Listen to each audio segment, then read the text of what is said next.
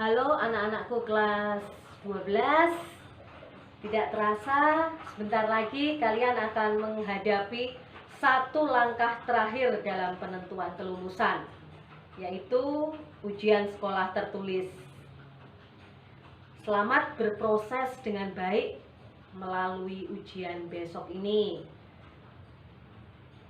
Lakukan yang terbaik.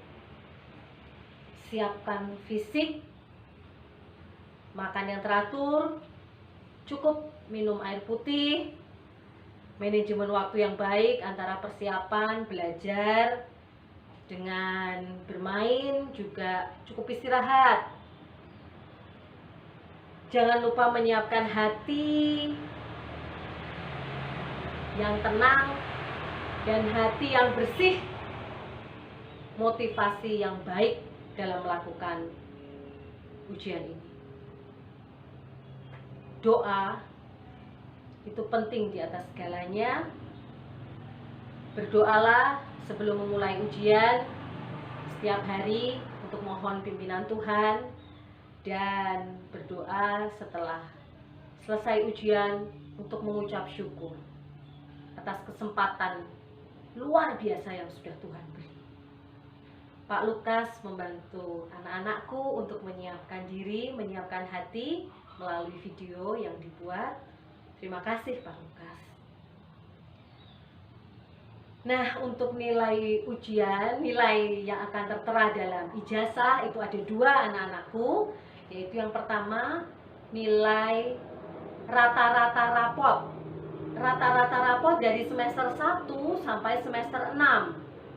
Ya, nilai rapot itu terdiri dari nilai ulangan harian, nilai tugas, nilai proyek, nilai mungkin ada penilaian buku catatan, ada PTS, ada PAT, termasuk TPHBS yang sudah anak-anak kerjakan. Semuanya di rata-rata mulai dari kelas 10 sampai kelas 12. Itu nilai yang pertama.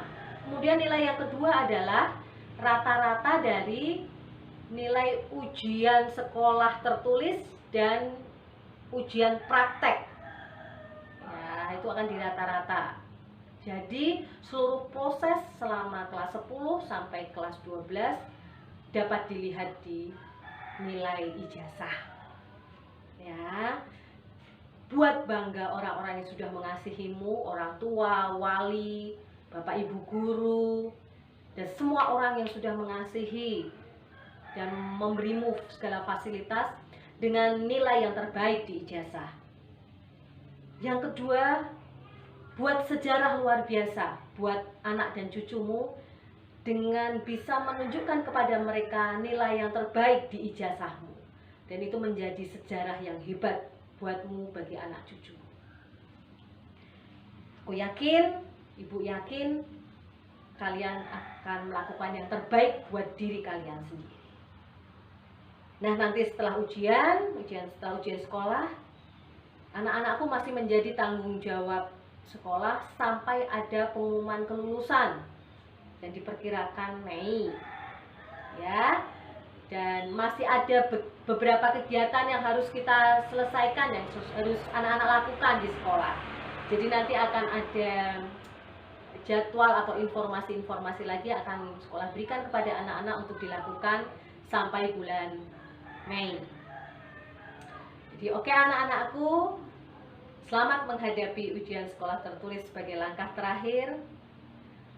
Ibu Butika mewakili Bapak Ibu guru, Bapak Ibu guru karyawan, mewakili adik-adik kelas 10-11, mewakili para sahabat Immanuel yang sudah mendukung kalian untuk bersekolah, mengucapkan selamat menghadapi langkah hebat yang akan kalian tempuh besok. Tuhan memberkati.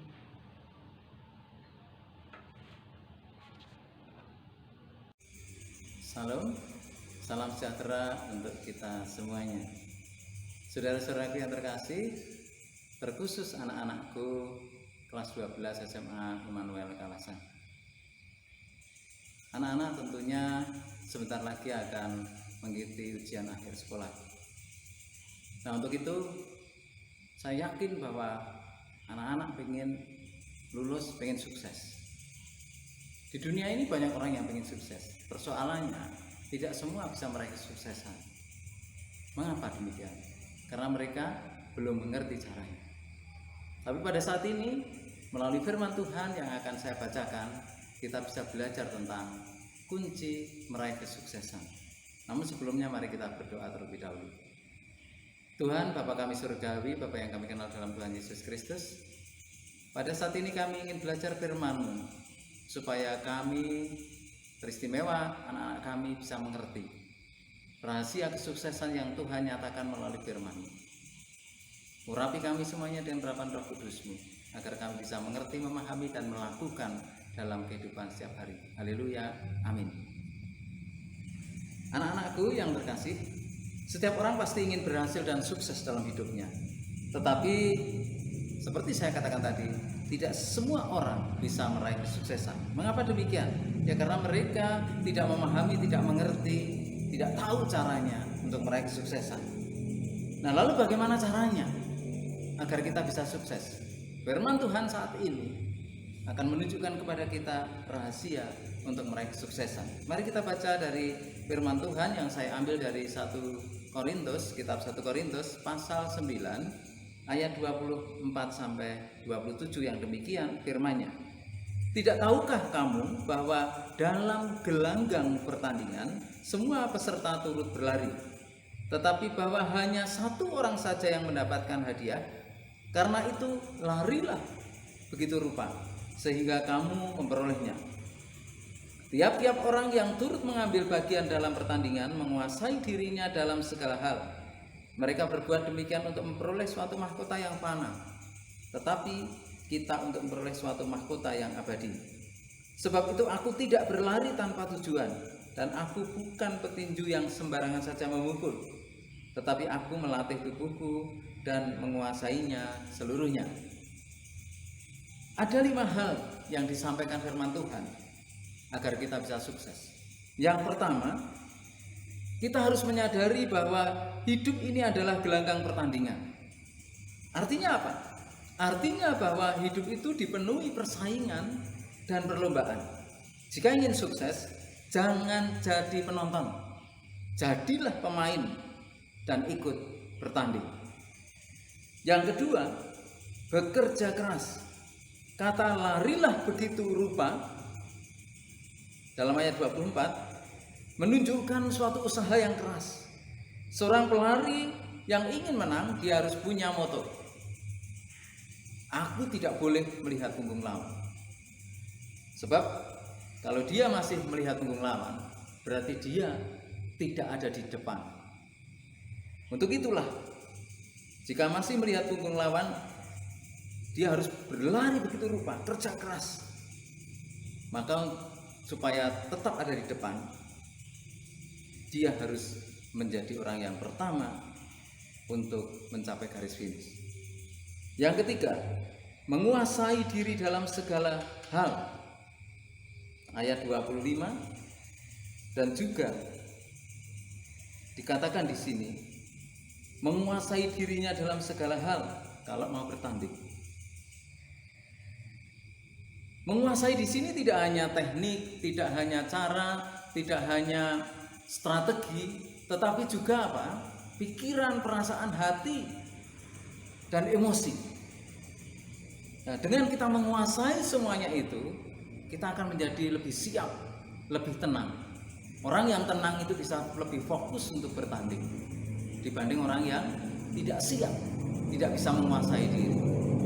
Maka penguasaan diri itu penting. Yang keempat, memiliki tujuan yang jelas. Banyak orang sekolah asal sekolah. Dia tidak punya tujuan yang jelas untuk apa dia sekolah. Maka tentukan mulai saat ini, setelah anak-anak lulus, tentukan tujuanmu mau kemana. Mau bekerja atau kuliah. Harus jelas. Kalau kuliah, tentukan fakultas dan jurusan sesuai dengan talenta dan bakat anak-anak. Begitu juga kalau mau bekerja. Maka tujuan yang jelas itu akan mengarahkan kita pada jalur yang benar. Tapi orang yang tidak punya tujuan, dia akan mengalami kebingungan dan tidak bisa sampai pada cita-cita yang diinginkan. Yang kelima, raihlah mahkota abadi. Ayat 25b. Artinya apa? Dalam segala hal yang kita lakukan untuk meraih kesuksesan, jangan pernah motivasinya adalah untuk meninggikan diri, kebanggaan diri, popularitas, ketenaran diri sendiri. Tapi raihlah semuanya itu dengan satu motivasi, untuk kemuliaan nama Tuhan. Nah, saat anak-anak, saat saya, saudara memuliakan Tuhan, maka kesuksesan akan kita dapatkan. Selamat berjuang, selamat menghadapi ujian, jadilah pemenang dan bahkan lebih dari pemenang. Haleluya, amin. Mari kita berdoa. Tuhan Bapa kami surgawi, secara khusus kami memohon berkat-Mu untuk anak-anak kami, supaya saat mereka menghadapi ujian, sungguh-sungguh sudah mempersiapkan diri dengan baik. Setelah mereka tahu strategi untuk meraih kesuksesan, biarlah itu tidak hanya di angan-angan, tetapi juga dilakukan di dalam kehidupan setiap hari. Berkati agar anak-anak kami semuanya boleh lulus, boleh sukses. Berkati penyelenggara ujian, berkati para guru dan pamong, berkati orang tua yang mendukungnya. Untuk itu Tuhan, kami yakin dan percaya Tuhan akan memberkati anak-anak kami, dan begitu juga kami semuanya. Di dalam nama Tuhan Yesus Kristus, semua yang percaya, mari kita katakan amin. Tuhan Yesus memberkati.